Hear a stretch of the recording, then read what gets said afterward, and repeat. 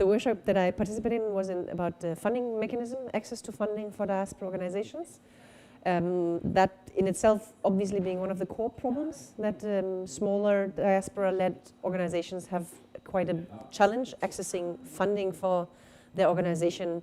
They might be able to access funding for small projects, but then there's no sustainable funding for the organization to grow and what we would call core funding, to have funding to actually run the organization, and then that would enable you to fundraise and to engage in networks, etc. That kind of funding is really difficult to get a hold of.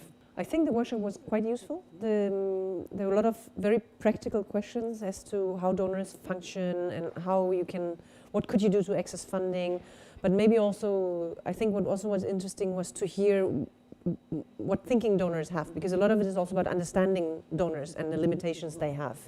And that some of the requirements they pose might just seem really annoying, but there's often a reason for the requirements and for the compliance mechanisms, all the rules you have to uphold, etc., that they are putting forth to organizations that want to access funding from them. I do think it was quite helpful. It was interesting, the questions, and well, it's always nice to feel that you actually are, that you can contribute something. From the past 10 years, we've been working with this specific target group and the funding mechanism as an organization that does achieve public funding, institutional funding, and I think it was very nice to see that maybe there's some useful experience there that could be used. Whether or not Afghan associations in Austria could find a similar organization like the Danish Refugee Council, that they could work together to approach the Austrian government to have a similar funding mechanism.